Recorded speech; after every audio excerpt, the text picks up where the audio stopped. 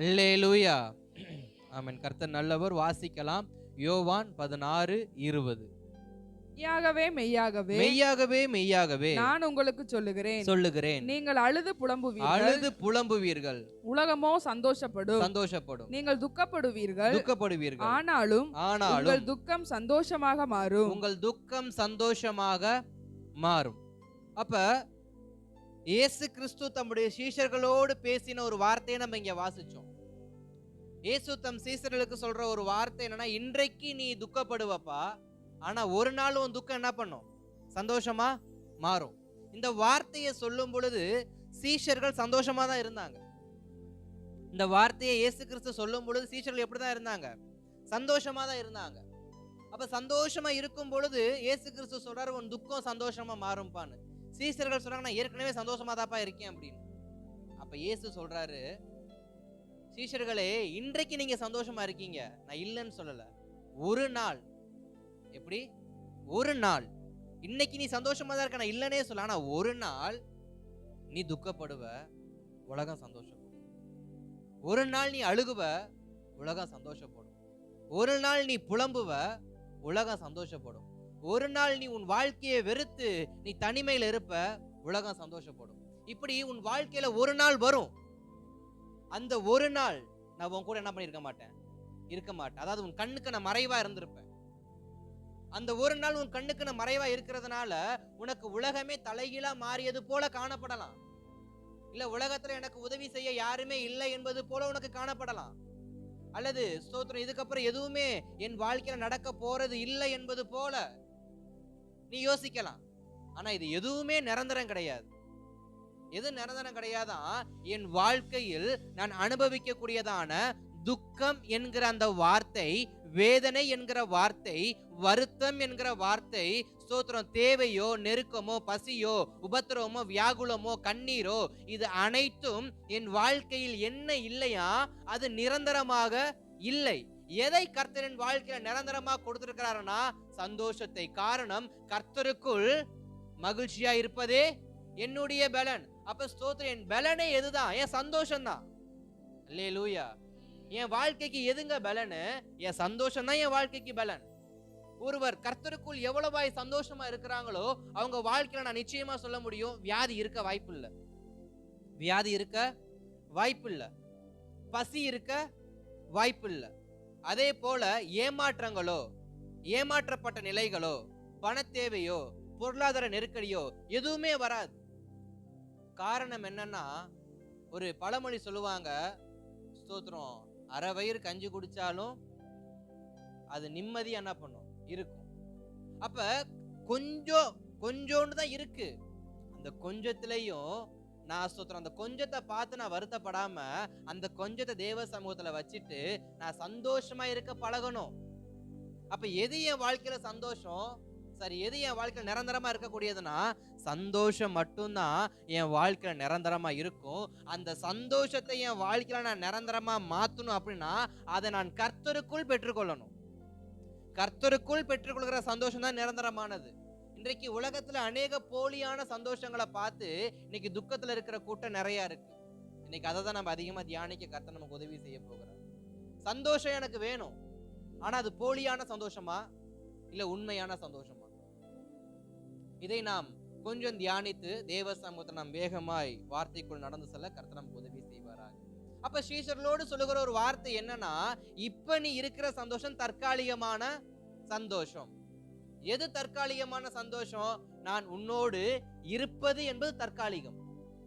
இயேசு இந்த வார்த்தையை சொல்றாரு, சீஷர்களை பார்த்து சொல்ற ஒரு வார்த்தை என்னன்னா, இன்றைக்கு மணவாளன் உயிரோடு இருக்கிறபடியினால் இவர்கள் துக்கப்பட போவது இல்லை. ஒரு நாள் அவர் எடுத்துக்கொள்ளப்படுவார், அப்பொழுது இவர்கள் உபவாசிக்க ஆரம்பிப்பார்கள். அப்படின்னா என்ன அர்த்தம்? இன்னைக்கு ஜெபிக்காதவன், இன்னைக்கு உபவாசிக்காதவன், இன்னைக்கு வருத்தப்படாதவன், இன்னைக்கு துக்கப்படாதவன் ஒரு நாள் துக்கப்படுவான், அன்னைக்கு மணவாளன் இருக்க மாட்டாரு. அப்ப இயேசு கிறிஸ்து சீஷர்களுக்கு கற்றுக் கொடுக்கிற ஒரு வார்த்தை என்னன்னா, நீ பார்க்கிற இந்த உலகத்தின் வாழ்க்கை உனக்கு தற்காலிகமான வாழ்க்கை. உனக்கு கொடுத்திருக்கிற பிசாசு துரத்துற வரமா இருக்கட்டும், பேய்களை துரத்துற வரமா இருக்கட்டும், ஜனங்களை ஆசீர்வதிக்கிற வரமா இருக்கட்டும், பிரசங்கம் பண்ற வரமா இருக்கட்டும், இல்ல நீ ஜெபிக்கிறப்ப அற்புத அடையாளம் எது நடந்தாலும் நீ ஆசீர்வதிக்கிற குடும்பம் ஆசீர்வதிக்குதா, இது எல்லாமே தற்காலிகம். யாரை பார்த்து சொல்ல? சீஷர்களை பார்த்து. ஏன்னா அந்த சீஷர்களை பார்த்தா சொன்னாரு, 70 பேரை 2 பிரிச்சு நீங்க போய் என்ன பண்ணுங்க, அநேகரை சுகப்படுத்துங்க, வியாதியை சுகமாக்குங்க இப்படின்னு சொல்லி வல்லமைகளை கொடுத்து அனுப்புனாரு. என்னை போலவே எனக்கு இருக்கிற வல்லமைகளை உங்களுக்குள்ள அனுப்புகிறேன், என்னை போல நீங்கள் என்ன பண்ணுவீங்க, அற்புத அடையாளங்களை செய்வீங்கன்னு சொல்லிதான் சீஷர்களுக்கு சொன்னாரு. ஆனா அந்த சீஷர்களுக்கு இயேசு சொல்ற வார்த்தை என்னன்னா, இது தற்காலிகம், இது தற்காலிகம், நீ துக்கத்துக்குள்ள ஒரு நாள் போவ. அப்ப எனக்குள்ள வல்லமை இருந்தாலும், எனக்குள் வரங்கள் இருந்தாலும், எனக்குள் கனிகள் இருந்தாலும், எனக்குள் சகல விதமான தேவ பலன் இருந்தாலும், நான் துக்கப்படுகிற ஒரு காலமும் கர்த்தரின் வாழ்க்கையில வைத்து இருக்கிறார். இதை ஏன் நான் சொல்றேன்னா, சோத்திரம், பிரபஞ்சத்தை படைத்த பிதாவே தன் ஒரே பேரான குமாரனாகிய இயேசு கிறிஸ்து சொன்ன ஒரு வார்த்தை, என் தேவனே என் தேவனே ஏன் என்னை கைவிட்டீன்ற வார்த்தையை யார் உதித்தது? ஒரே பேரான குமாரனாகிய இயேசு கிறிஸ்து. அவர் யாரு? பிதாவின் ஒரே பேரான குமாரன். அவருக்கு சிங்காசனத்தின் வலது பரிசுல இடம் இருக்கு. அவரை நோக்கி சேனைகளின் கர்த்தர் பரிசுத்தர் பரிசுத்தர்னு சொல்லி துதிக்க ஒரு கூட்டம் இருக்கு. அப்படிப்பட்ட சர்வ வல்லமை உள்ளவருக்கே பூமிக்குள்ள வந்தவன என்னதான் கொடுக்கப்பட்டுச்சு? துக்கம். அப்ப பூமியின் வாழ்க்கை எப்படிப்பட்ட வாழ்க்கை தான்? அது துக்கம் நிறைந்த வாழ்க்கை தான். பரலோகத்துல இயேசு கிறிஸ்து பிதாவின் வலது பரிசுல இருக்கிற வரைக்கும் அவருக்கு துக்கம் இல்லங்க. அவரை பார்த்து ஸ்தோத்திரம், எல்லா தூதர்களும் சொல்ற ஒரே வார்த்தை, போற்றுகிற வார்த்தை, அவர் பரிசுத்தர், அவர் பரிசுத்தர், அவர் பரிசுத்தர், அவர் பரிசுத்தர் என்று சொல்லி. பழைய ஏற்பாட்டு காலத்துல ஆபிரகாம் ஆதாம் முதல் மல்கியா தீர்க்கதரிசனம் வரைக்கும் பார்த்தோம் அப்படின்னாக்க, ஸ்தோத்திரம், எல்லோருமே தேவனை பணிந்து குனிந்து தொழுது கொண்டார்கள் தான் இருக்குமே தவிர, ஸ்தோத்திரம், அவர்களுக்காக தேவன் துக்கப்பட்டார்னு இருக்காது. ஆனா அதுவே புதிய ஏற்பாட்டு காலத்துல பாருங்க, வானத்தில் இருந்தவர் பூமிக்கு வந்தார். இயேசு கண்ணீர் விட்டார்னு இருக்கா? இயேசு துக்க வியாகுலப்பட்டார்னு இருக்கா? அவர் தன்னுடையதான வேர்வையின் பெருந்துளிய ரத்தத்தை போல் சிந்தினார்னு இருக்கா? அவர் பாடுகள் பட்டார்னு இருக்கா? அவர் ஸ்தோத்திரம், என் தேவனை என் தேவனை ஏன் என்னை கைவிட்டின்ற வார்த்தையை சொன்னார்னு இருக்கா? அதே இயேசு கிறிஸ்து, பிதாவே உமக்கு சித்தமான இந்த வாழ்க்கையை மட்டும், அதாவது இப்ப நடக்க போற சம்பவத்தை, விடிஞ்சா நடக்க போகிற அந்த பாடுகளை நீக்க முடிஞ்சா நீக்குங்கன்ற ஜெபத்தை அவர் பண்ணார்னு இருக்கா? ஆனாலும் உங்கள் சித்தம்னு சொல்லியிருக்கிறார். அப்ப எப்பேற்பட்ட மனிதராய் இருந்தாலும் இந்த உலகத்தில் மனிதனாய் வாழ வேண்டும் என்றால் அவன் துக்கத்தை சுமந்து தீர வேண்டும். துக்கமற்ற வாழ்க்கைய வாழ முடியாது. ஆனால் சொல்லுகிற வார்த்தை, உன் துக்கம் சந்தோஷமா மாறும். ஆனாலும் சொல்ற வார்த்தை என்னன்னா, துக்கம் சந்தோஷமா மாறும். எப்படின்னு கேட்டீங்கன்னா, அவ்வளவு பெரிய பாடுகளை ஏற்றுக்கொண்ட இயேசு கிறிஸ்துவுக்கு ஸ்தோத்திரம், எபிரேயர்ல சொல்லப்படுற ஒரு வார்த்தை, அவர் தன்னை ஸ்தோத்திரம் தரை மட்டும் தாழ்த்தினார், அவர் சிலுவை பரியந்தம் தன்னை தாழ்த்தினார். முடிவு என்னன்னு பாக்குறப்ப, பிதாவின் வலது பரிசத்தில் அவருக்கு ஒரு இடத்தை வைத்து அவரை அநேகர் என்ன பண்ண ஆரம்பித்தாங்க, மீண்டும் தொழுது கொள்ள ஆரம்பித்தாங்க. அப்படி என்றால் முந்தின மகிமையை பார்க்கிறோம், அடுத்து தேவன் என் துக்கத்திற்கு பிற்பாடு கொடுக்க போகிற வாழ்க்கையின் முடிவு அது மிக மகிமையா இருக்கும். அதனாலதான் முந்தின மகிமை கொஞ்சமா இருக்கும். நீ துக்கத்துக்குள்ள கடந்து போக கடந்து போக கடந்து போக அந்த துக்கத்தின் நாட்கள் முடியும் பாத்தீங்களா? அப்ப தேவன் கரம் இறங்கும் பாத்தீங்களா? அப்போ ஒரு ஆசீர்வாதம், அப்போ ஒரு அபிஷேகம் வரும். அதுக்கு பெயர் தான் பிந்தின ஆலயத்தின் மகிமை. அது மிக பிரம்மாண்டமா இருக்கும். ஸ்தோத்திரம், துக்கம் என்பது எதற்காக? என்னை 2 மடங்கு பெருக செய்வதற்காக. துக்கம் என்பது எதற்காக? என்னை 2 மடங்கு பெருக செய்வதற்காக. யோபுவின் வாழ்க்கையில துக்கம் வருவதற்கு முன்பாக அவன் கிட்ட 1 மடங்கு தான் இருந்துச்சு. சந்தோஷம் 1 மடங்கு தான் இருந்துச்சு, ஆசீர்வாதம் 1 மடங்கு தான் இருந்துச்சு, பிள்ளைகள் செட்டு 1 மடங்கு தான் இருந்துச்சு. இது எல்லாம் 2 மடங்கா மாற காரணம் என்ன? துக்கத்தின் பாதையில் அவர் தன்னை வாழ ஒப்பு கொடுத்தார். இந்த துக்கத்தின் பாதையில நாம் பிரயாணிக்கும் பொழுது ஸ்தோத்திரம், துக்கத்தை சந்தோஷமா ஏற்றுக்கொள்ளணும். அநேகருடைய வாழ்க்கையில அநேக துக்கங்கள் வரும்.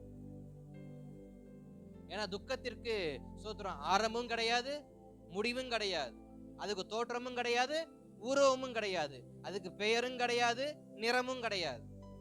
எப்படி வேணாலும் துக்கம் வரும். ஆனா அந்த துக்கத்தை நான் எப்படி பார்க்கிறேன்? யோபுடைய வாழ்க்கையில இந்த துக்கத்தை யோபு அதை பெரிய துக்கமா பார்க்கல. அது ஜஸ்ட் ஒரு டெம்பரவரி.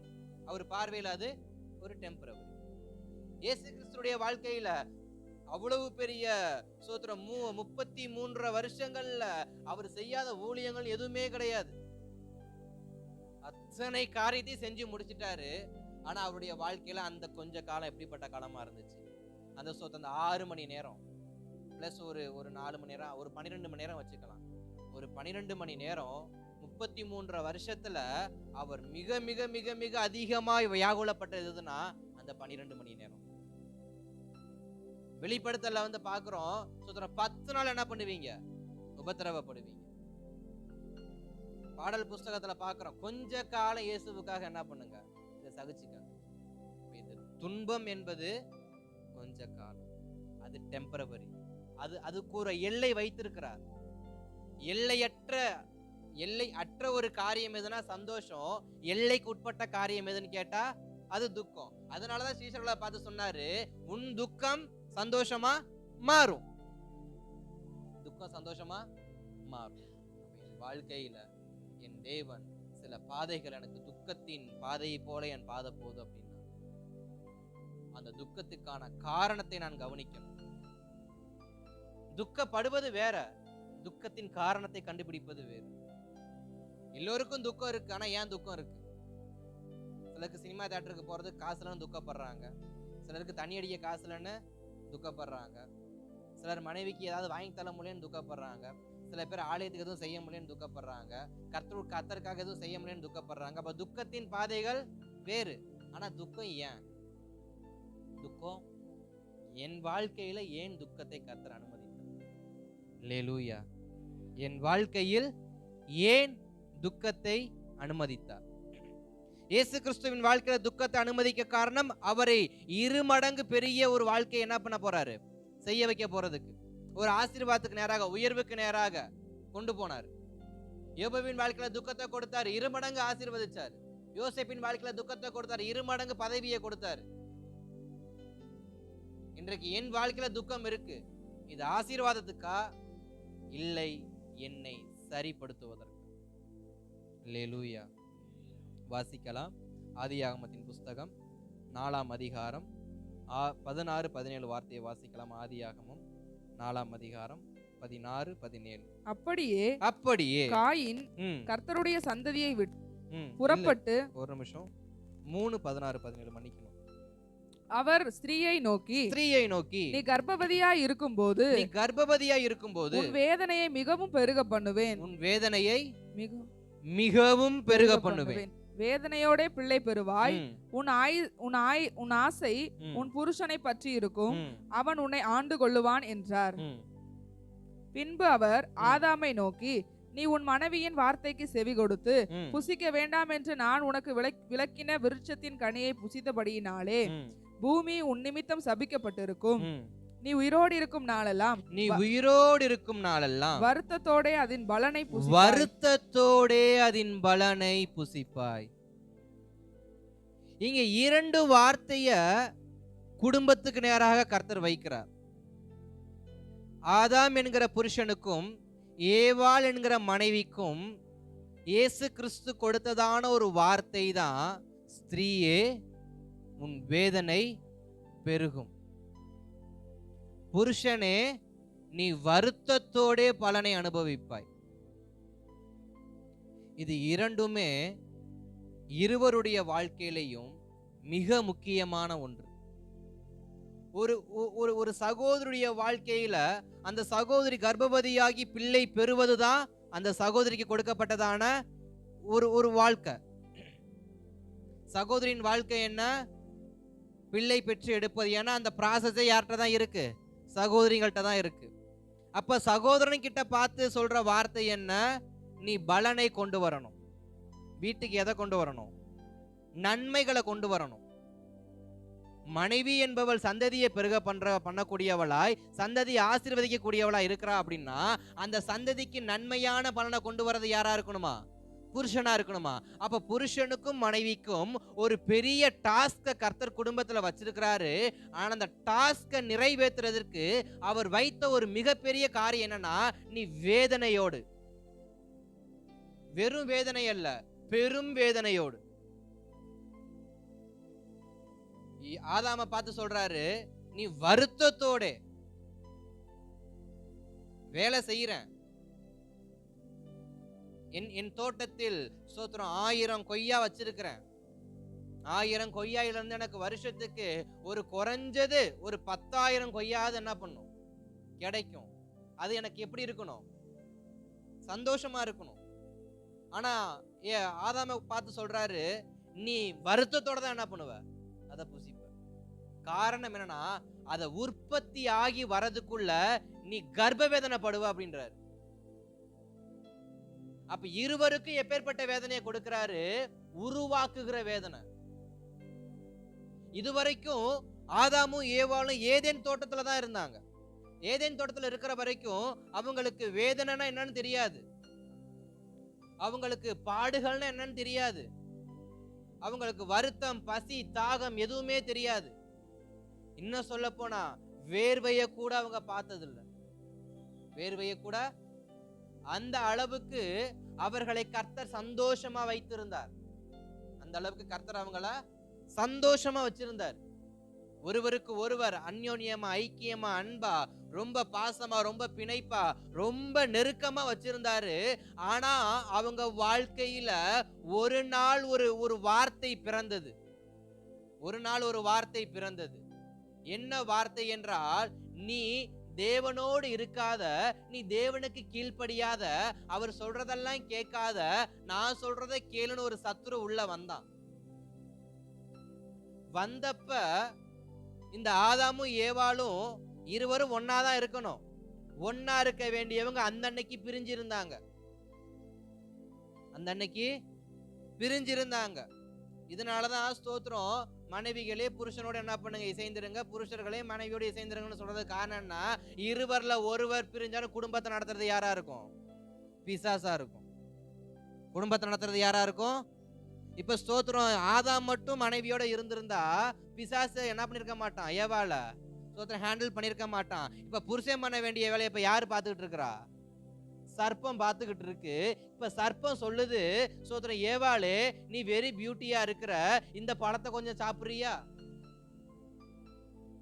இப்ப ஏவாள் அந்த பழத்தை சாப்பிடுறாங்க. சாப்பிட்டதுக்கு அப்புறமா ஏவாளுக்குள்ள ஒரு கண் திறக்கப்படுது. இப்ப ஸ்தோத்திரம் நேரா போய் ஆதாம்கிட்ட கொடுக்கறாங்க. ஆதாமுடைய கண்கள் திறக்கப்படுது. இப்ப பாவத்தை பிறப்பிக்க கூடியதான சகல நுண்ணறிவுகளும் மண்டைக்குள்ள என்ன ஆயிருச்சு? இன்செர்ட் ஆயிருச்சு. இப்ப இயேசு கிறிஸ்து பிதா ஆதாமி ஏவாளையும் பத்தி சொல்ற வார்த்தை, என் தோட்டத்தில் என் அனுமதியின்றி உன் சந்தோஷத்தை கெடுத்தவன் யார்? இதை இப்படிதான் நான் பாக்குறேன். என் தோட்டத்தில் நான் உன்னை வைத்த இந்த இடத்தில் உன் சந்தோஷத்தை கெடுக்கும்படி உனக்குள் துக்கத்தை வைத்தவன் யார்? அதான் கேட்கிறார், ஆதாமே நீ எங்கே இருக்கிறாய்? இப்ப ஸ்தோத்திரம், துக்கத்தை ஏற்றுக்கொண்டவர்கள் எதனால் துக்கத்தை ஏற்றுக்கொண்டார்கள்னு பார்த்தாக்க, ஸ்தோத்திரம் நல்லா புரிஞ்சுக்கணும். லூசிஃபருக்குள்ள என்ன எண்ணம் இருந்துச்சோ, தேவனுக்கு சமமாய் மாறுவேன்னு சொல்லி அவன் யோசிச்ச அதே வார்த்தைய இப்ப யாருக்குள்ள வச்சிருக்கிறான்? யாருக்குள்ள வச்சிருக்கிறான் சொல்லுங்க? ஏவாளுக்குள்ள. இப்ப புரியுதா ஏன் எல்லா மனைவிமார்களும் புருஷன் மண்டைக்கு மேல ஏறி உட்காந்து ஜங்கு ஜங்கு ஆடுறாங்கன்னு? புரியலையோ? பிரபஞ்சத்தை ஆள ஆசைப்பட்டது யாருதான்? ஏவாள். பிசாசு இல்ல, ஏவாள். அல்லேலூயா. இப்ப புரியுதா? எல்லா மனைவிமாரும் புருஷனை போட்டு பாடாப்படுத்த என்ன காரணம் அப்படின்னு? எல்லா புருஷன்மாரும் ஐயோ பாவம்னு ஓட காரணம்னு புரியுதா? என்னன்னா, அவங்களுக்கு தேவனாவே மாற ஆசை. அப்ப புருஷன் மாத்திரம் சரி ஓரம் மறந்துட்டு போட்டோம். அப்ப ஏவாளுக்குள்ள என்ன ஆசை வந்துருச்சு? நானும் பிதாவை போல மாற வேண்டும். அப்ப இந்த கனியை புசிச்சா நானும் பிதாவா மாறிடுவேன். இது உண்மையோ பொய்யோ அது ரெண்டாவது இருக்கட்டும். அதை சொல்லும் போது ஏவாளுக்குள்ள ஒரு என்ன வருது? சந்தோஷம். ஏவாளுக்குள்ள என்ன வருது? சந்தோஷம். என்ன சந்தோஷம்? நான் பிதாவாய் மாறப் போகிறேனா? நான் ஒரு பிரபஞ்சத்தை உருவாக்க போகிறேனா? நான் மிருக ஜீவனை உருவாக்க போறேனா? என்னால மனுஷனை உருவாக்க முடியுமா? ஏன்னா இதுவரைக்கும் இதால யார மட்டும்தான் செய்ய முடியும்? பிரபஞ்சத்தை உருவாக்க தேவனால மட்டும்தான் முடியும். மனுஷனை உண்டாக்க தேவனால மட்டும்தான் முடியும். வானத்தையும் பூமியை உருவாக்க தேவனால மட்டும்தான் முடியும். மலையை கொண்டு வர தேவனால மட்டும்தான் முடியும். இதுவரைக்கும் பிதாவால் மாத்திரம் செய்ய முடிந்த காரியத்தை இப்போ ஒரு மனிதனாகிய நான், மனுஷியாகிய நான் என்ன பண்ண போறேன்? செய்ய போறேன்ற சந்தோஷம் யாருக்குள்ள தாண்டவம் ஆடுதுன்னா ஏவாளுக்குள்ள தாண்டவம் ஆடுது. அந்த பழத்தை சர்ப்பத்தின் கரத்திலிருந்து பெற்று ஏவாள் தன் வாய்க்குள்ள கொண்டு போறதுக்குள்ள அவளுக்குள்ள இத்தனை சந்தோஷங்கள் ஓடுது. அப்ப என் வாழ்க்கையில துக்கம் அதிகமா என்னை ஆட்கொள்ள காரணம் என்னன்னா பொய்யான சந்தோஷத்துக்காக நான் ஆசைப்படுவது. சிலருடைய வாழ்க்கையில ஏன் கர்த்தர் துக்கத்தை அனுமதிக்கிறார்னா, உனக்கு நித்தியமான சந்தோஷத்தை நான் கொடுத்திருக்க, நீ ஏன் பொய்யான சந்தோஷத்தின் மேல பிரியப்படுகிற? நித்தியமான சந்தோஷம் என்பது ஏதேன் தோட்டத்தில் வாழக்கூடியது.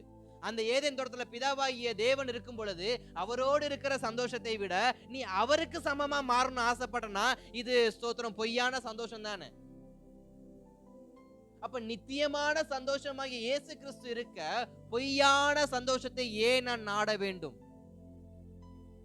நான் ஒரு பிரபஞ்சத்தை உருவாக்க வேண்டும், நான் ஒரு மனிதனை உருவாக்க வேண்டும், நான் மிருக ஜீவனை உருவாக்க வேண்டும், நான் அதை செய்ய வேண்டும், நான் இதை செய்ய வேண்டும், நான் ஒரு கிரகத்தை உருவாக்கி அந்த கிரகத்துக்கு நான் கடவுளா இருக்கணும், இந்த கிரகத்துக்கு நான் கடவுளா இருக்கணும்னு சொல்லி இன்றைக்கு அநேகருடைய எண்ணங்கள் இப்படி ஆட்கொண்டு பொய்யான சந்தோஷத்தை தான் என்ன பண்ணுது?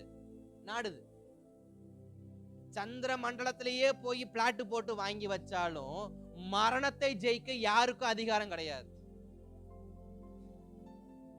மரணத்தை ஜெயிக்க ஏன்னா ஸ்தோத்திரம் என் வாழ்க்கையில கர்த்தர் மரணத்தை எழுதி வச்சிருக்கிறனால நான் நிச்சயமா மரணிப்பேன்.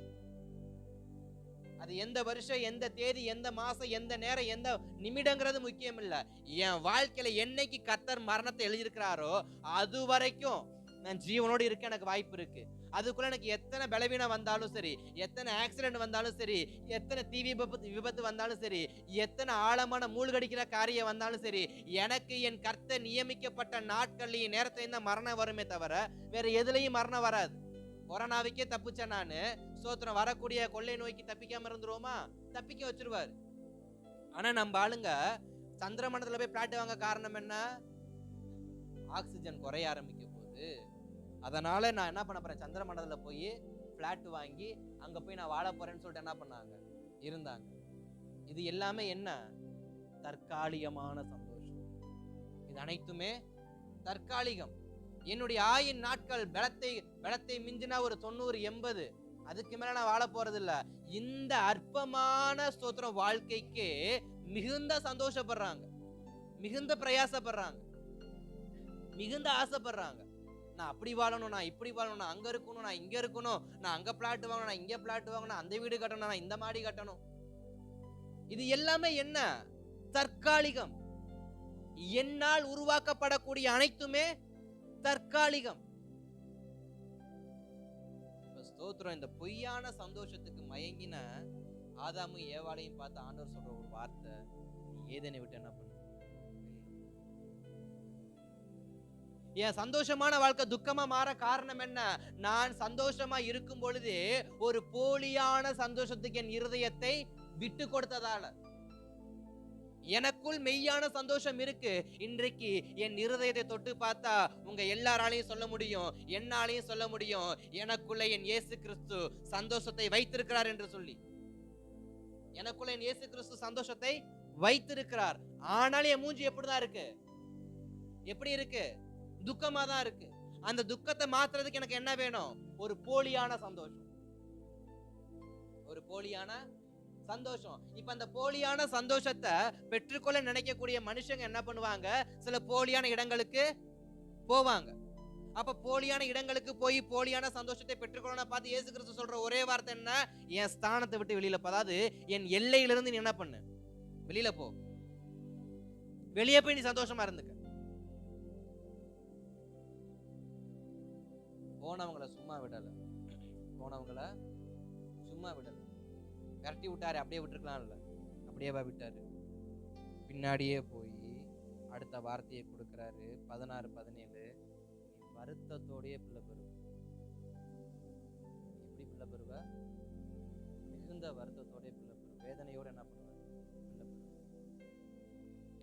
உன் வாழ்க்கையில நீ ஸ்தோத்திரம், எல்லா சகோதரிகளும் எதுக்கு ஆசைப்படுவாங்கன்னா குழந்தைக்கு ஆசைப்படுவாங்க. அந்த ஆசையை நீ பெறணும்னா நீ பெருத்த வேதனையை படுவன்னு என்ன பண்றாரு? துக்கத்தை கொடுக்கிறார். இப்ப ஆதாம பார்த்து சொல்றாரு, நீ உன் மனைவிக்காக பிரயாசப்படுறல, அந்த பிரயாசத்தின் பலன் உன் கையில வரணும்னா நீ மிகுந்த துக்கப்படுவ. இப்ப இருவருடைய வாழ்க்கையின் துக்கம் என்கிறதை கர்த்தர் என்ன பண்றாரு? இன்செட் பண்ண ஆரம்பிச்சு. எதுக்காக? நான் மீண்டும் நித்தியமான சந்தோஷத்துக்கு திரும்பும்படியாக, நான் மீண்டும் நித்தியமான சந்தோஷத்துக்கு நேராய் திரும்பும்படியாக. நான் ஒரு வார்த்தையை நான் தியானிக்கிறப்போ ஒரு வார்த்தையை நான் பார்த்தேன். காயினும் ஆபேலும் கர்த்தருக்கு காணிக்கை செலுத்தும்படி போனார்கள். காயினும் ஆபேலும் கர்த்தருக்கு காணிக்கை செலுத்தும்படி போனார்கள். இவன் தன் மந்தையில் இருந்ததான முதல் பேரான ஆட்டை கொண்டு போய் கொடுத்தான். அவனும் தன் தோட்டத்தில் இருந்த முதல் பேரான காய்கறி கனிகளை கொண்டு போய் என்ன பண்ணான்? கொடுத்தான். இப்ப ஸ்தோத்திரம், இதுல நீங்க புரிஞ்சுக்க வேண்டிய விஷயம், ஒரு நாள் போலியான சந்தோஷத்துக்கு ஆசைப்பட்ட ஆதாமும் ஏவாளும், ஏதனை விட்டு விரட்டப்பட்ட ஆதாமும் ஏவாளும், துக்கத்தோடு வாழ்ந்து கொண்டிருக்கிற ஆதாமும் ஏவாளும், வருத்தத்தோட 2 பிள்ளைய பெத்தெடுத்த ஏவாளும், அந்த 2 பிள்ளைய வளர்த்தெடுக்கிறதுக்கு மிகுந்த ஸ்தோத்திரம் பிரயாசப்பட்டும் பலனை வேதனையோடு கொண்டு வந்த ஆதாமும் தன் பிள்ளையை எப்படி வளர்த்திருக்காங்க? கர்த்தருக்கு முன்பாக. எப்படி வளர்த்திருக்கிறாங்க?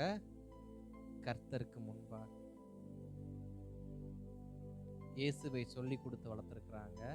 உன்னுடையதான ஸ்தோத்திரம் பலனில் நீ இயேசுவுக்கு தசம பாகம் செலுத்தணும்னு சொல்லி கொடுத்துருக்குறாங்க. அது எப்படிப்பட்டதா இருக்கணும்? நல்லதா இருக்கணும்னு சொல்லி கொடுத்துருக்குறாங்க.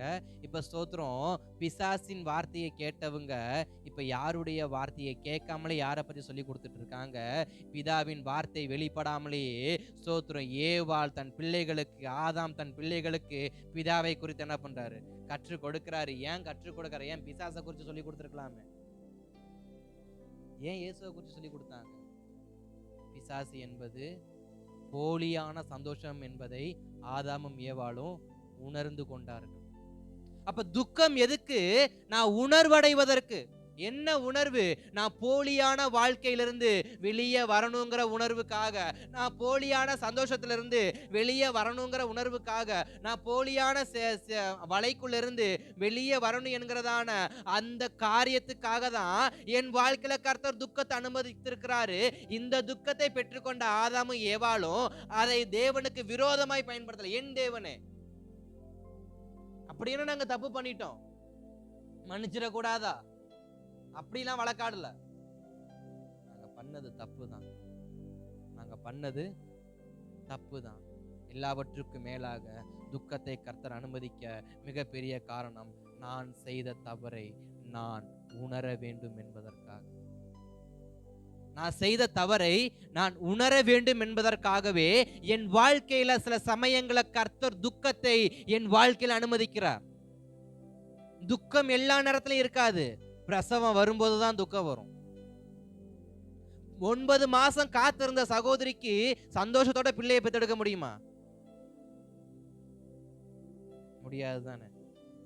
அப்ப ஸ்தோத்திரம், 6 வாரம் 7 வாரம் கஷ்டப்பட்டாதான் கூலி என்ன பண்ணும்? கிடைக்கும். சும்மாவும் என்ன பண்ணாது? வராது. அப்ப என் வாழ்க்கையில எது ரொம்ப முக்கியமோ அதை பெறும்பொழுதுதான் நான் வேதனைப்படுவேன்னு எனக்கு எழுதி வச்சிருக்கிறார். இன்னைக்கு இந்த வேதனைக்கு பயந்துதான் அநேக டெஸ்ட் டியூப் பேபி என்ன பண்றாங்க? வச்சிருக்கிறாங்க. அது அப்படித்தானே பேர் அதுக்கு? சரி, இருந்துட்டு வளையாத பேரை நான் திரும்ப சொல்ல விரும்புறேன்.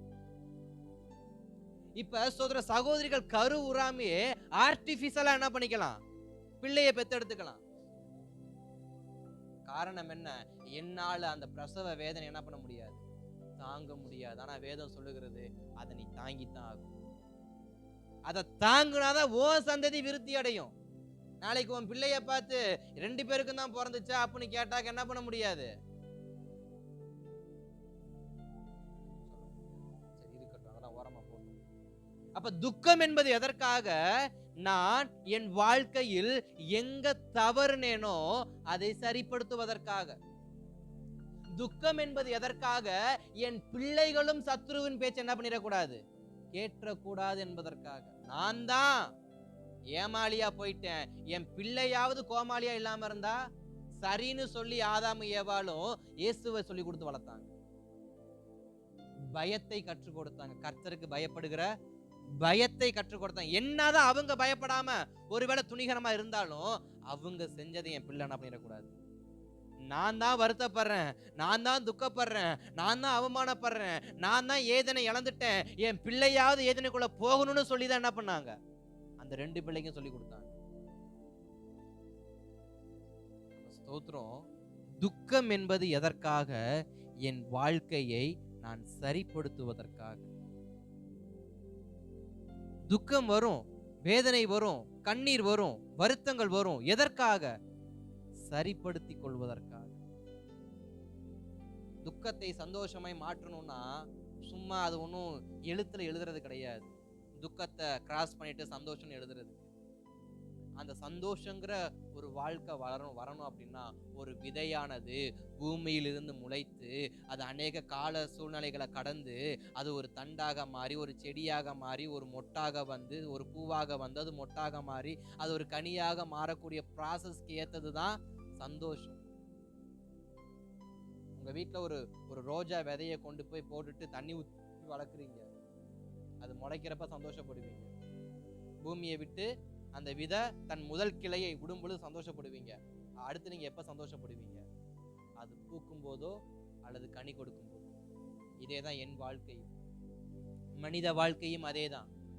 என்னை கர்த்தர் என்னுடைய ஸ்தோத்திரம் என் தாயின் கர்ப்பத்தில் என்னை விதைத்திருக்கிறாரா, நான் முளைக்கும் போது சந்தோஷம் வரும். நான் முளைக்கும் போது அடுத்த சந்தோஷம் எப்ப தெரியுமா வரும்? நான் ஸ்தோத்திரம் கர்த்தருக்காக கனி உள்ள வாழ்க்கையை வாழும்போது, நான் கர்த்தருக்காக ஒரு ஸ்தோத்திரம் ஒரு மகர்ந்த சுவாசத்தை கொடுக்கும் பொழுது சந்தோஷம் வரும். துக்கம் எதற்காக? என் தவறுகளை சரிப்படுத்திக் கொள்வதற்காக. அதிலேயே போட்டுங்க, என் துக்கம் எதற்காகனா என் பிள்ளைகளை, அதாவது நான் செய்ததை மற்றவர்கள் செய்யாதபடிக்கு ஆலோசனை கொடுப்பதற்காக. இப்ப ஆதாமும் ஏவாளும் யாருக்கு ஆலோசனை கொடுக்குறாங்க? ஸ்தோத்திரம் காயினுக்கு ஆபேலுக்கும். காயின் ஆபேல் ஒரு நாளும் யாருக்கு விரோதமா செயல்படக்கூடாதுப்பா? தேவனுக்கு விரோதமா செயல்படக்கூடாது. சர்ப்பம் பேசும்பா, ஆசை காட்டுவான்பா, வஞ்சிப்பான்பா, அவன் வந்து என்ன வேணாமானாலும் தோற்றம் காட்டுவான்பா. அம்மா ஏமாந்த மாதிரி நீங்க என்ன பண்ணிடக்கூடாது, கற்றுக் கொடுக்கணும். துன்பம் எதுக்கு? அனுபவத்தை கற்றுக் கொடுக்க. துன்பம் எதுக்கு? அனுபவத்தை கற்றுக் கொடுக்க. சந்தோஷமா இருந்தவன் வாழ்க்கையை விட கண்ணீர்ல வாழ்ந்தவனுடைய வாழ்க்கையில தான் அநேக அனுபவங்கள் இருக்கும். ஒரு பணக்காரனா வாழ்வது வேற. கேட்கலாம், இப்ப ஸ்தோத்திரம் சுந்தர் பிச்சைட்ட போயிட்டு அவருடைய மகனை அவர் அடுத்த கூகுளுக்கு சிஇஓவா மாத்தலாம். சிஇஓவா என்னுடைய பதவியை என் பிள்ளைக்கு நான் கொடுக்கலாம். அப்ப அந்த பிள்ளைக்கு அதை முன்னேறி வருவதற்கான பாதை எவ்வளவு பெருசுன்னு என்ன பண்ணாது, தெரியாது. ஆனா சுந்தர் பிச்சைக்கு அது தெரியும். ஏன்னா அவர் தரை மட்டத்திலிருந்து சிஇஓவா மாறி இருக்காரு. தரை மட்டத்திலிருந்து சிஇஓவா மாறுறதுக்கும் சிஇஓ பதவியை தன் பிள்ளைக்கு தாராவார்த்து கொடுப்பதற்கு நிறைய வித்தியாசம் இருக்கு. அப்ப அனுபவத்தோடு கற்றுக் கொடுப்பது வேற, அனுபவம் இல்லாமல் கற்றுக் கொடுப்பது வேற. சுந்தர் பிச்சை கற்றுக் கொடுத்தது சுந்தர் பிச்சையினுடைய பேரனுக்கு என்ன பண்ணாது, அந்த அனுபவம் கிடைக்காது. சுந்தர் பிச்சையின் மகனுக்கு சுந்தர் பிச்சையினால் கிடைத்த அனுபவம் அவருடைய பேரனுக்கு கிடைக்காது. ஏன்னா இவர் டைரக்டா ராஜாவாயிட்டார்.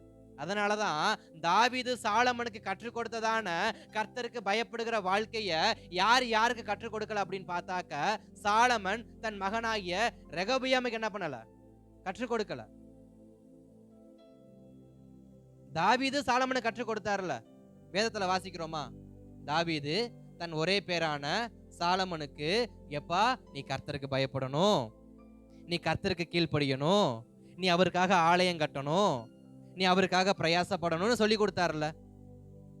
ஆனா சாலமோனிய ரெகொபெயாமுக்கு சொல்லி கொடுக்கல. ஏன்னா தாவீது கரவலாடுகளுக்கு பின்பாக போனவனை கர்த்தர் அரசனாக்கினார். கரவலாடுக்கு பின்பாக போனவன் இப்ப ஸ்தோத்திரம் சாட்சி சொல்றான், நான் கரவலாடுகளுக்கு பின்னே போயிட்டு இருந்தேன், ஒரு நாள் சிங்கம் வந்துச்சு, ஒரு நாள் கரடி வந்துச்சு, ஒரு நாள் ஸ்தோத்திரம் கோலியாத் வந்தான், கர்த்தர் அவன் கைக்கு என்னைய தப்புவித்து என்னைய பெரியவனாக மாத்தி ஸ்தோத்திரம் குடும்பமே என்னைய ஒதுக்குச்சு, குடும்பமே என்னைய தூக்கி எறிஞ்சிச்சு, ஆனா கர்த்தர் என்னைய அரசனாக்குனார்னு சொல்லி சாட்சி சொல்றது யாரு?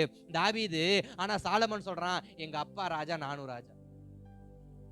சாலமன் சொல்றது, எங்க அப்பா ராஜா, நானும் ராஜா. அப்ப தாவீதுக்கு இந்த அனுபவம் யாருக்கு இல்ல? சாலமனுக்கு இல்ல. அதனாலதான் சாலமனால தன் மகன் ரெகோபியாம் என்ன பண்ண முடியல? உருப்படியா வளர்க்க முடியல. இப்ப ஸ்தோத்திரம் ஆதாமும் ஏவாளும் தன் பிள்ளைகளை உருப்படியா வளர்க்கணும் அப்படின்னா, தன் பிள்ளைகளை நன்மையை வளர்க்கணும் அப்படின்னா, அவங்க வாழ்க்கையில் கற்றுக்கொண்ட துக்கத்தை அவர்கள் அனுபவமாய் கற்றுக் கொடுக்க ஆரம்பிக்கணும். அப்ப துக்கம் எதற்காக? அனுபவத்தை கற்றுக் கொடுப்பதற்காக. இன்னைக்கு நம்ம துக்கமே வேணாங்கிறோம். அப்ப என் வாழ்க்கையில அனுபவம் என்பது ஒன்று இருக்காது. என் பிள்ளைக்கு நான் எதை கற்றுக் கொடுக்க போறேன்? என் பிள்ளைக்கு நான் எதை கற்றுக் கொடுக்க போறேன்? எந்த அனுபவமே என் கிட்ட இல்லைன்னா என் பிள்ளைக்கு எதை சொல்லிக் கொடுக்க முடியும்? அதனாலதான் கர்த்தர் சில சமயத்துல தகப்பன்மார்களுக்கு, சகோதரிமார்களுக்கு துக்கத்தை வைக்கிறார். சகோதரி வீட்டுல சமைக்கிறப்ப எண்ணெய் இல்ல, பருப்பு இல்ல, அரிசி இல்ல அப்படின்னா ஜெபம் பண்ற சகோதரியா இருந்தா தன் மகளுக்கு என்ன கற்றுக் கொடுப்பாங்க? புருஷன் வீட்டுக்கு போனாக்க குறைபாடு வரதாமா செய்யும், ஜெபம் பண்ணு. நல்ல ஜெபிக்கக்கூடிய சகோதரனா இருந்து, அனுபவம் உள்ள சகோதரனா இருந்தா, அப்பா ஸ்தோத்திரம், குடும்பத்துல 1000 பிரச்சனை வரதான் செய்யும். தாங்கி போகணும், கடந்து போகணும். இதெல்லாம் எப்படி வரும்? அனுபவத்திலிருந்து தான் வரும். தாவீது கற்றுக் கொடுத்தது சாலமனால கற்றுக் கொடுக்க முடியலன்னா, தாவீது கரவலாடுகளுக்கு பின்பாக இந்த ராஜாவானவன், சாலமன் என் அப்பா ராஜா, நானும் ராஜான்னு சொல்லி ராஜாவானவன். 2 பேருக்கு இதான் வித்தியாசம். தாவீதுக்கு அனுபவம் இருந்துச்சு, சாலமனுக்கு அனுபவம் இல்ல. ஆதாம் ஏவாளுக்குள்ள அந்த பாவத்தை செய்ததுனால, சோதரன் சர்ப்பத்தின் நிமித்தம் கனியை புசிச்சதுனால அந்த துக்கம் ஏற்பட்ட அந்த அனுபவம் தான் சொல்லுது, நீயும் போய் என்ன பண்ணிடாத, சர்ப்பம் கொடுக்கிற கனிய புசிச்சிராத. அப்பன என்ன அர்த்தம்? இந்த சர்ப்பம் இன்னும் இந்த உலகத்துல தான் இருக்கு. அந்த சர்ப்பம் இப்பவும் மாயமான சந்தோஷத்தை காண்பிச்சு கொண்டு தான் இருக்கு. அந்த சர்ப்பம் இன்றைக்கும் பொய்யான சந்தோஷத்தை கொடுத்துக்கிட்டு தான் இருக்கு. மீண்டும் மீண்டும் பொய்யான சந்தோஷத்தை தேடி தேடி போய் விழுந்து நீ உன்னைய துக்கப்படுத்தி கொள்ளாத. யாரு கற்றுக் கொடுக்கிறா? ஆதாம் ஏவாள் காயின் ஆபேலுக்கு கற்றுக் கொடுக்கிறாங்க. இப்ப வேதனையோட பிள்ளை பெற்ற ஏவாளும், வருத்தத்தோட தன் பலனை புசித்த ஆதாமோ தன் பிள்ளைக்கு கற்றுக் கொடுக்கிறது தங்கள் அனுபவத்தை. துக்கம் எதற்காக? அனுபவங்களை உருவாக்கி சந்ததிகளுக்கு அதை தெரியப்படுத்துவதற்காக. ஏன் யோர்தான்ல 12 கற்களை தூக்கி வைக்க சொன்னாரு? செங்கடல இந்த காரியத்தை செய்ய சொன்னாரா? செங்கடலை கடந்து போகும் பொழுது மோசையை பார்த்து, மோசே 12 கல்லை தூக்கி வை சொன்னாரா? இல்ல. ஆனா யோர்தானை கடந்து போகிறப்ப இந்த வார்த்தையை சொன்னார்ல. காரணம் என்ன? அனுபவத்தை காண்பி. அனுபவத்தை உன் சந்ததி என்ன பண்ணணும்? பார்க்கணும். உன் சந்ததி உன் அனுபவத்துல தான் வளரணும். நல்லா கவனிக்கணும். என் பிள்ளை என் அனுபவத்திலையும் எனக்கு கர்த்தர் கற்றுக் கொடுத்ததான சத்திய வார்த்தையில தான் வளரணுமே தவிர, என் பிள்ளை இன்னொருத்தனுடைய அனுபவத்தை பார்த்து வளருதுன்னா அது என் பிள்ளை இல்ல. என் பிள்ளை யார் அனுபவத்துல தான் வளரணும்? ஒன்னு தகப்பன் அனுபவத்துல வளரணும், இல்ல தாயின் அனுபவத்துல வரணும். இந்த இருவருமே கர்த்தருடைய வசனத்துல என்ன பண்ணிருக்கணும்? வளர்ந்து இருக்கணும். அப்பதான் என் பிள்ளை இன்னொருத்தன ரோல் மாடலா என்ன பண்ணாது, எடுக்காது. இன்னைக்கு அநேக பிள்ளைகள் உலக அரசியல்வாதிகளையும், சினிமா நடிகர்களையும், நடிகைகளையும், பெரிய பெரிய ஸ்போர்ட்ஸ் வீரர்களையும் தங்களுடைய கதாநாயகனாக ஏற்படுத்தி கொண்டு அவர்களை முன்மாதிரியை வைத்து வாழ காரணம் என்ன? தகப்பனும் தாயும் சத்தியத்துல வளராததுனால. வளர்ந்திருந்தா ஆதாம் ஏவாளும் காயின் ஆபேலை வளர்த்தது போல நம்மளால என்ன பண்ண முடியும்? வளர்க்க முடியும். அப்ப துக்கம் எதற்காக? சந்ததிகளுக்கு நல்ல அனுபவங்களை கற்றுக் கொடுக்கிறது. துக்கம் எதற்காக? சந்ததிகளுக்கு நல்ல அனுபவங்களை கற்றுக் கொடுப்பதற்காக. இப்ப இந்த பிசாசு போலியான சந்தோஷத்தை கொடுத்து கொண்டேதான் இருப்பான். போலியான சந்தோஷத்தை கொடுத்து கொண்டேதான் இருப்பான். ஆபிரகாமும் லோத்தும் ஒன்றா பிரயாணப்பட்டு போனவங்க. ஒரு நாள் வாக்குவாதம் வருது. வாக்குவாதம் வந்ததுக்கு அப்புறமா லோத்து சொல்ற ஒரே ஒரு ஆபிரகாம் சொல்ற ஒரு வார்த்தை, நீ வலது பக்கமா போன இடது பக்கம் போன, நாம் சகோதரர்கள், நாம் முட்டி கொண்டு இருக்க வேண்டாம், நாம் சந்தோஷமாக சமாதானமாக போவோம்னு சொல்லிட்டு சோத்திரம் ஆபிரகாம் சொன்ன உடனே லோத்து ஓகே அப்படின்னு சொல்லிட்டு முன்னாடி போனபடி பாக்குறாரு. அவர் பார்வைக்கு என்ன பட்டுச்சு? சோதம் குமாரா அது எப்படிப்பட்டதா இருந்துச்சுன்னு சொல்லி அங்க பின்னாடி போடப்பட்டிருக்கிறது. அது பார்ப்பதற்கு, வாசிங்க,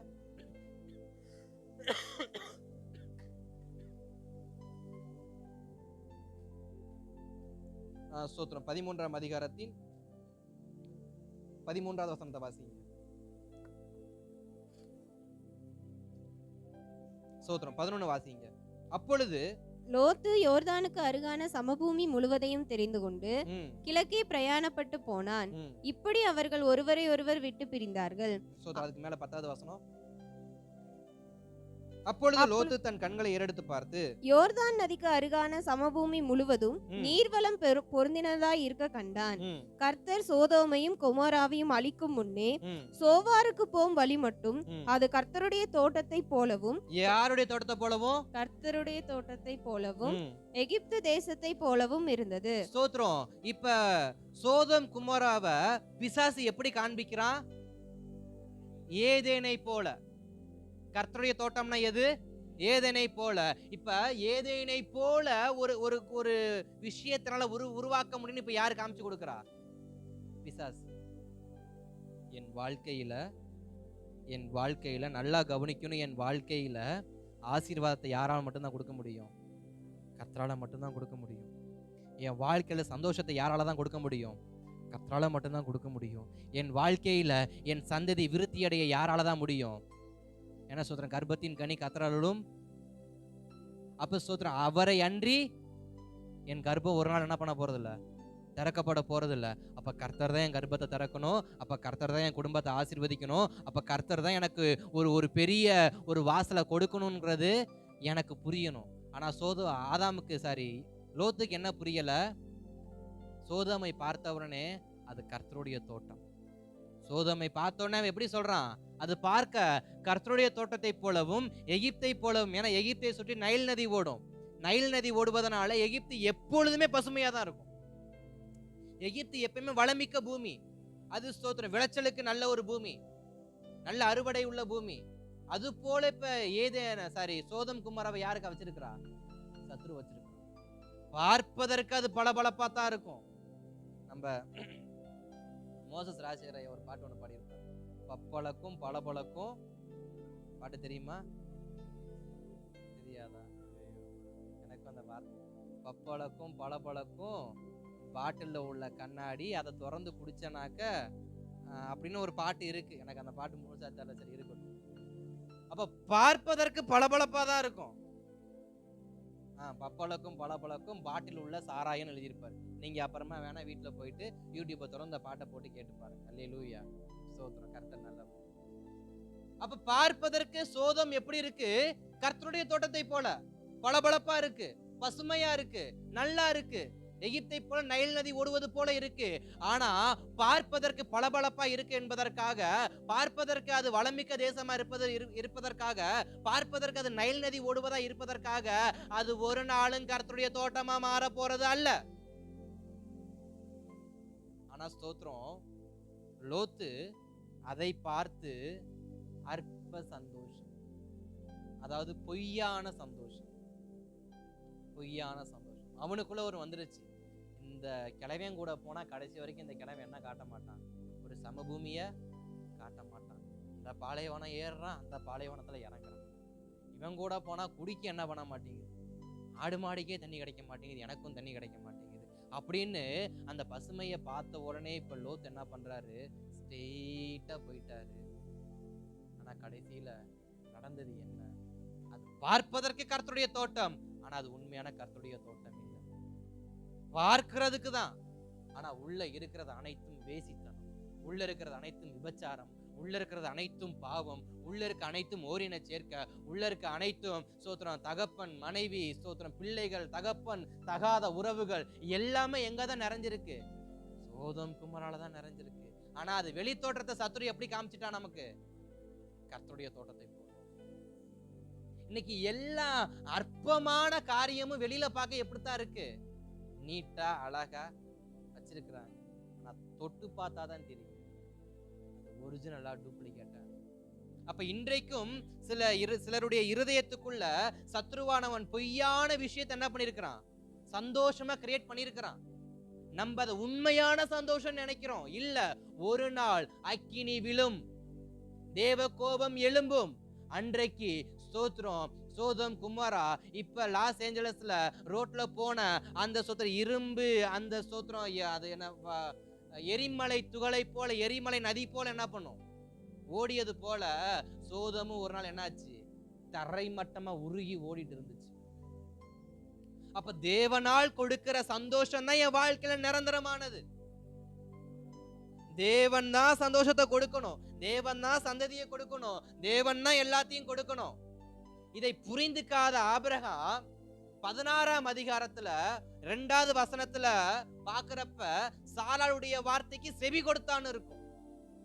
ஆதியாகமம் 16:2 பாக்குறப்ப சோதரன் ஆபிரகாம் சாராளின் வார்த்தைக்கு செவி கொடுத்தார்னு இருக்கும். இப்ப ஆபிரகாமுக்குள்ள ஒரு போலியான சந்தோஷம் வருது. எனக்கு என்ன ஆக போகுது, சந்ததி உண்டாக போகுது. எந்த தகப்பனா இருந்தாலும் சந்தோஷம் வருமா வராதா? திருமணமானவங்க நான் அப்பாவாக போறேன்னா அவங்க சந்தோஷப்படுவாங்க, நான் அம்மாவாக போறேன்னா அவங்க சந்தோஷப்படுவாங்க. அந்த சந்தோஷம் யாருக்குள்ள வந்துருச்சு, ஆபிரகாமுக்குள்ள. ஆனா யாருக்குள்ள வரல, சாராளுக்குள்ள வரல. அது ஒரு பக்கம் இருந்துட்டு போட்டோம் நம்ம ஓரமா. இப்ப ஆபிரகாமை குறிச்சு நம்ம பார்த்தோம்னா ஆபிரகாமுக்குள்ள அவ்வளவு கொள்ள சந்தோஷம். நான் அப்பாவாக போறேன், நான் அப்பாவாக போறேன், நான் அப்பாவாக போறேன், நான் அப்பாவாக போறேன், நான் அப்பாவாக போறேன். அந்த ஆகார் கர்ப்பவதியா இருக்கும் பொழுது சாராளுக்கும் ஆகாருக்கும் ஒரு மூர்க்கம் வந்துருச்சு. ஆகார் சொல்லிட்டா, வெளியே வீட்டை விட்டு வெளியே போ. இப்ப ஆபிரகாமுடைய முகம் எப்படி ஆயிடுச்சு? 1000 வாட்ஸ் பல்பு 0 வாட்ஸ் பல்பு என்ன ஆகுது, மறுபடியும் ஆகார் வீட்டுக்குள்ள என்ட்ரி ஆகுறான். மறுபடியும் 0 வாட்ஸ் எப்படி ஆகுது, 1000 வாட்ஸ் என்ன பண்ணுது, மாறுது. பிள்ளை பிறக்குது, பிள்ளைக்கு ஒரு 10 வயசு ஆகுது.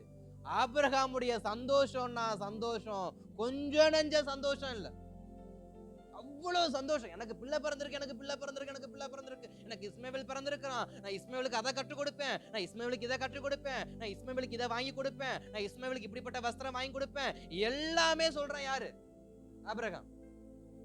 ஆனா என்ன உண்மை ஆபிரகாமுக்கு புரியல, இது பொய்யான சந்தோஷங்கிறது யாருக்கு புரியல.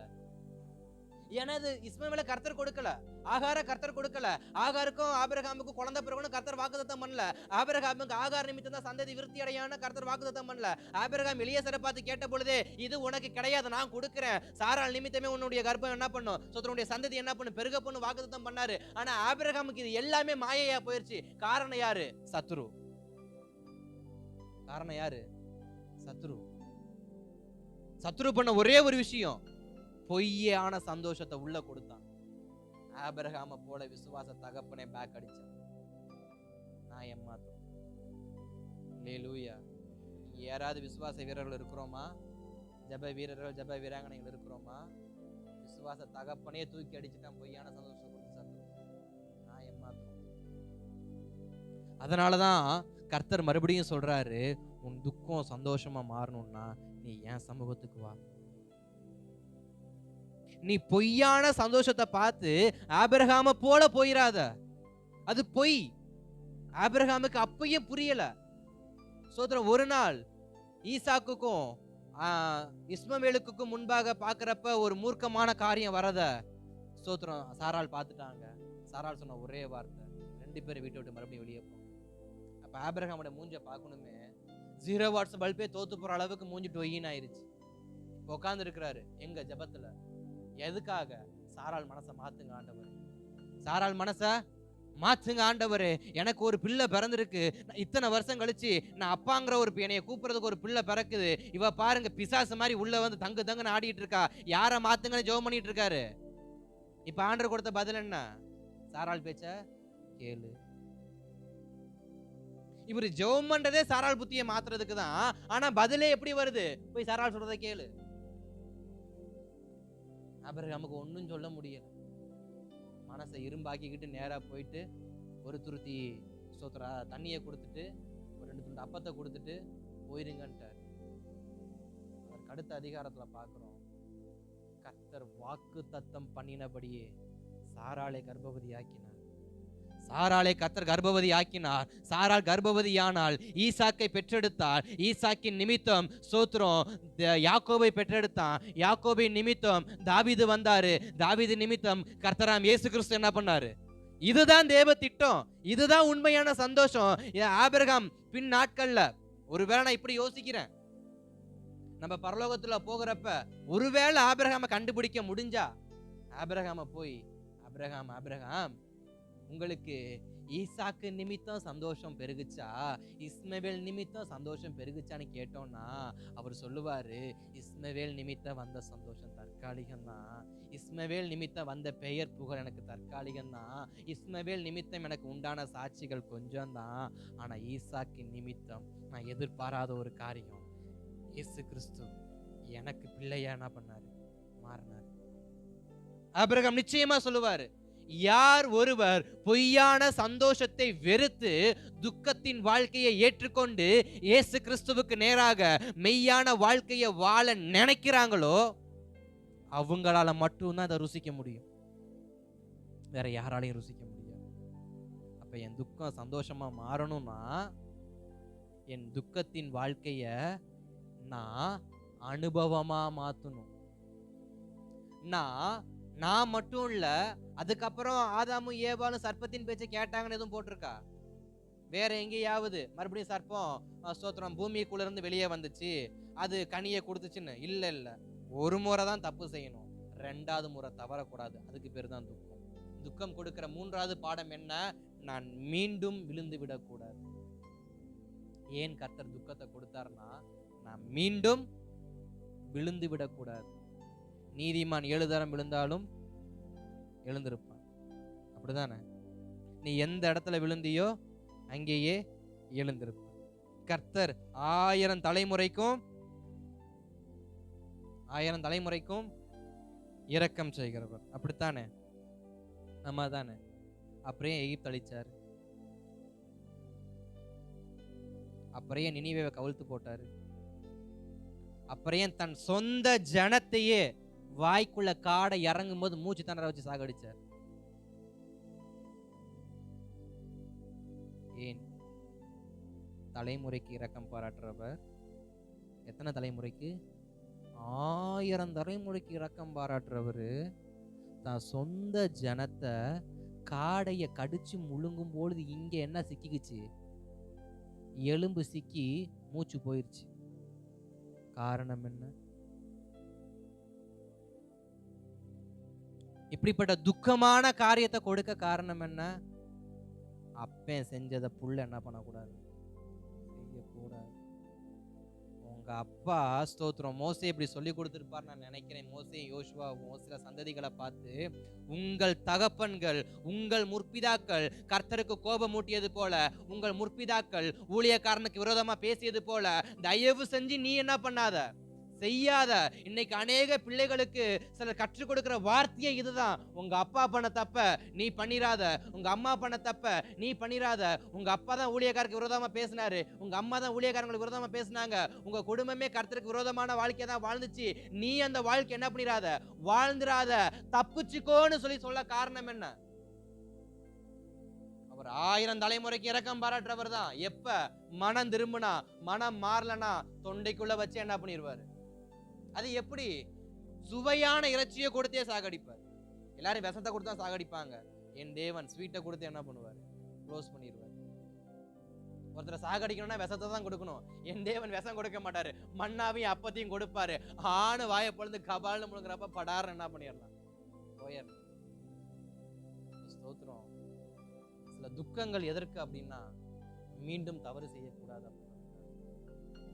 தாவீதுடைய வாழ்க்கையில தாவீது மிகப்பெரிய துக்கம் எதுன்னு கேட்டாக்க, தன் மகனுக்காக 7 நாள் தேவ சமூகத்துல உட்கார்ந்து இருந்ததுதான்.